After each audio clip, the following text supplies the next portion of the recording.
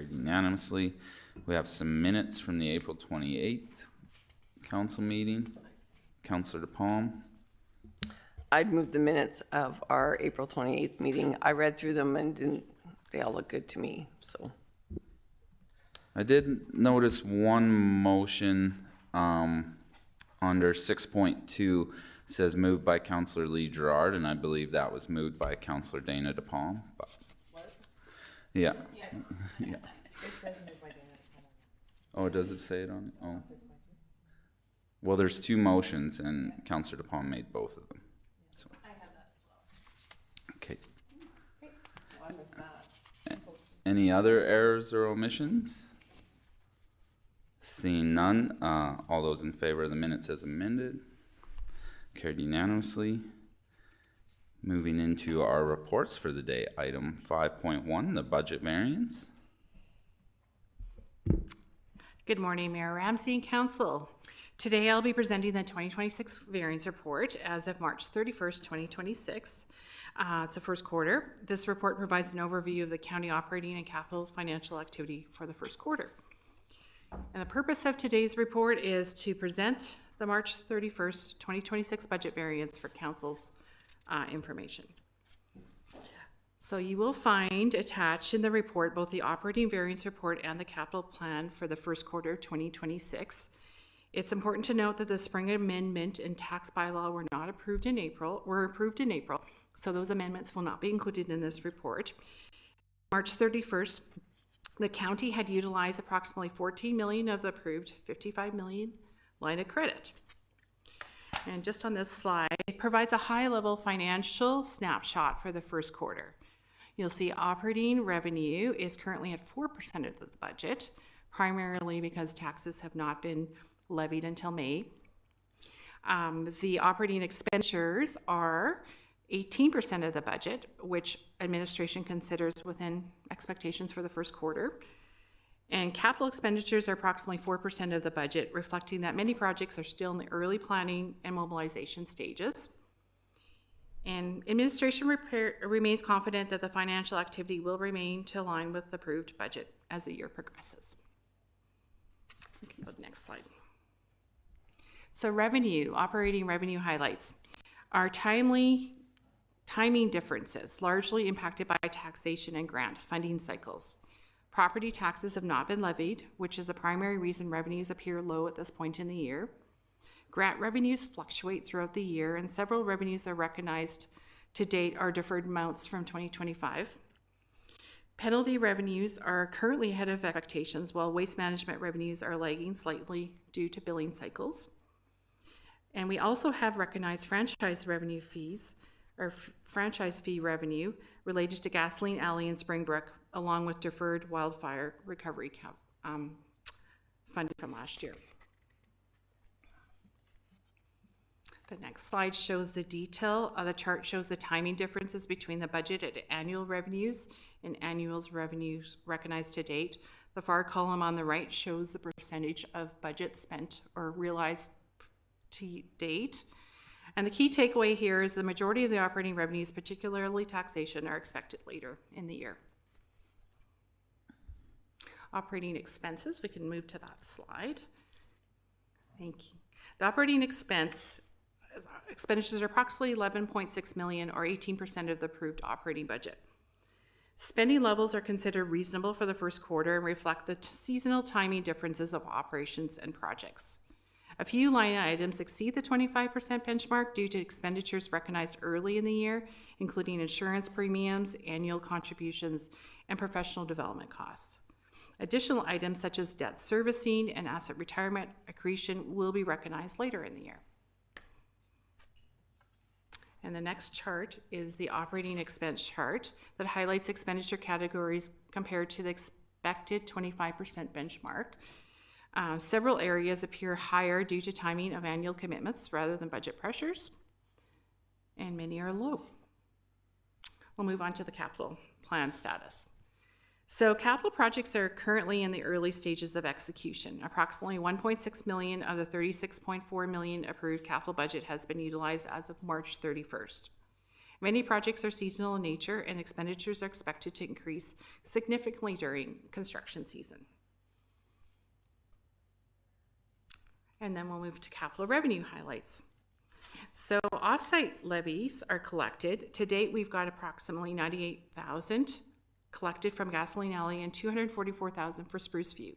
These funds will be transferred to the respective offsite levy reserves. So there's a flow through in the capital projects that comes in and throws to the reserve, and it's utilized when we use those funds for those specific projects that they're designated for.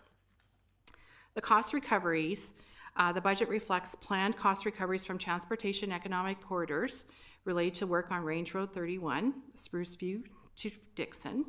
Council approves the revised project expenditures through the spring budget amendment. However, those revisions are not reflected in this report. Current activity primarily reflects prior year deferred revenue adjustments. Debenture proceeds has no activity to date. The approved spring budget amendment revised the line by line to reflect only current year debenture proceeds as revenue, while other prior year proceeds remain in the reserves to fund their respective associated projects. Payments for debentures will appear in the second quarter and the fourth quarter when we make our payments. Capital plan. This chart illustrates overall capital spending progress relative to approved annual capital budget. As expected, activity remains low in the first quarter, but will increase as projects move into active construction. Overall financial position, administration remains confident that operations are progressing as planned. Capital projects will advance through the construction season. Financial performance will align with approved 2026 budget. Key takeaways, the Q1 results primarily reflect a tax timing difference, seasonal operations, grant timing differences, and early stage capital execution. There are two memo lines on the variance report that highlight amortization, which is a non-cash transaction that impacts the county's overall financial position. It will show up in the financial statements, but it's a non-cash transaction. And gravel inventory. This impacts the county's cash flow. So there is a limit set on purchasing gravel to maintain our cash flow limits within the county. In summary, overall, Red Deer County remains in a very stable financial position. First quarter variances are primarily driven by timing differences related to taxation, grant funding, seasonal operations, and early stage capital project execution. Administration remains confident that the operations and capital projects will continue to progress in alignment with the approved 2026 budget. The next variance report reflecting the second quarter results, which should show a little bit more of substantiation, whether we can stay within our limits, will happen as of June 30th, 2026, and that'll be presented to council on August 11th, 2026. As part of the council agenda process, this report has been shared publicly online. The public may view the meeting live and access recorded proceedings following the meeting.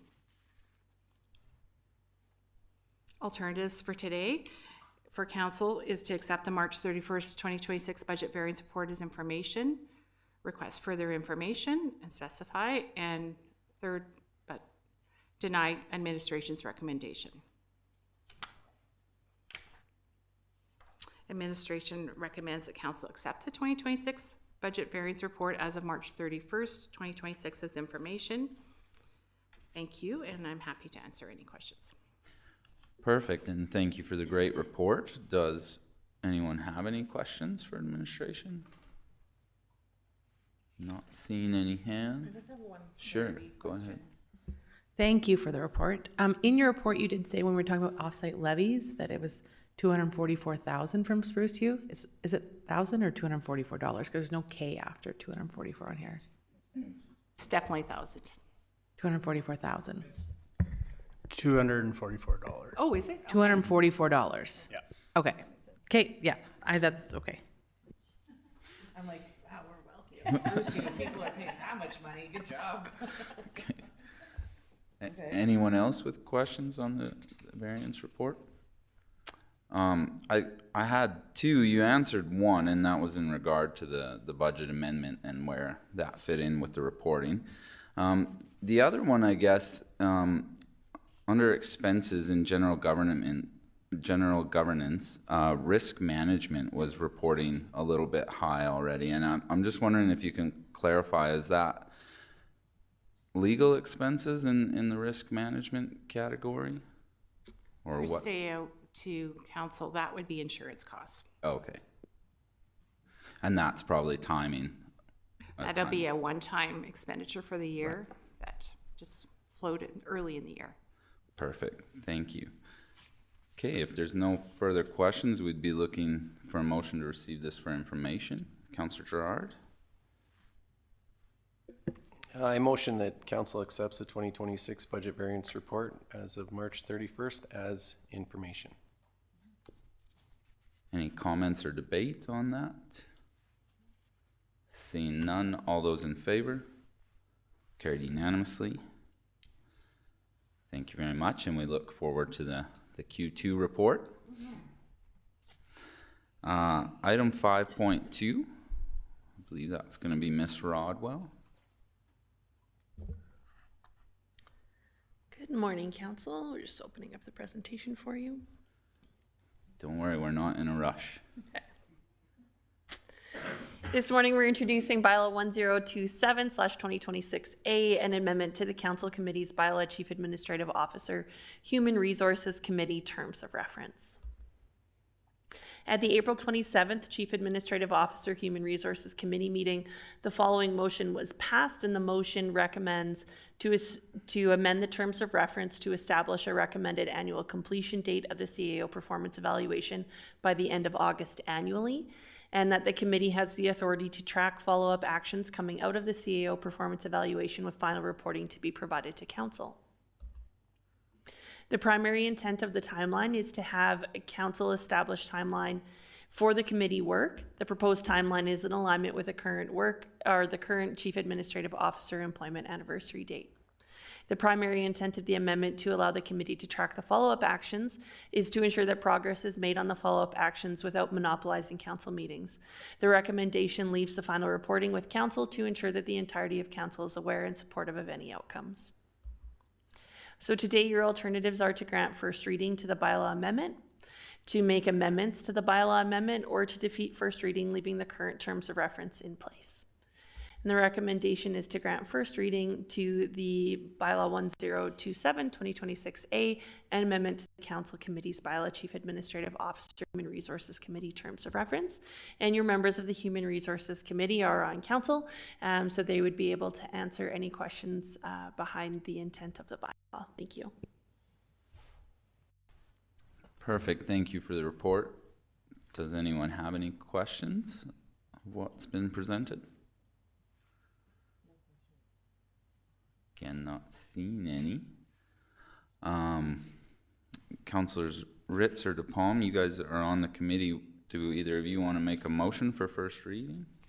Councilor Ritz? I move that we grant first reading to bylaw number 1027/2026-A. Okay, thank you. First reading has been moved. Any comments or debate? Councilor DePalm? I guess I just have a few comments. I think this will be good because there's a set timeline right in the terms. And so there will be no question going forward when it is to be done. And the follow-up part, I think, is really good so that we can follow up on anything and then bring it back to council. So, yeah, I think it's a good thing. Thank you, Councilor. Councilor Ryan Hansen, this side. I was just gonna say the same thing as Dana. I think having the deadlines and just a bit of a schedule around it is perfect. So I definitely support these amendments. Yeah, and I'll just echo some of that. The committee met recently, and so this is a relatively new committee coming out of the CUF governance review, and so it's taken a bit of time to get some footing here, and having a couple new members on that committee. We kind of got into the conversation looking at our CAO's review process and kind of where we felt the committee could kind of make a couple adjustments to the terms of reference to make things flow a little bit smoother. Obviously, as Councillor DePalm referenced, timing of the review has been a bit of a challenge over the last few years, so I think putting this deadline in there gives the committee a bit of a mandate to stay on time and make sure it's done in that time frame. And the other thing we talked about with the consultant was some of those follow-up items for our CAO and maybe tracking some of those. And I think giving the committee the flexibility to do that kind of takes a little bit of work off of council, and of course all that reporting and whatever's done through the committee would come back to council. So just adds a little bit of flexibility for the committee there, and then again adds that timeline for the review. So Councillor Ritz, do you have any final comments? No, you said it all. Perfect. Okay, all those in favor of first reading? Carried unanimously. And so, Ms. Rodwell, I imagine the plan is to bring those back at the next council for second and third. That's correct. Perfect. Okay, with that, I think we're kind of out of council agenda for the day. If someone would like to move adjournment, Councillor Carley. I move to adjourn at 9:46 a.m. All those in favor of adjournment? I think that might be a new record for a council meeting. I don't know.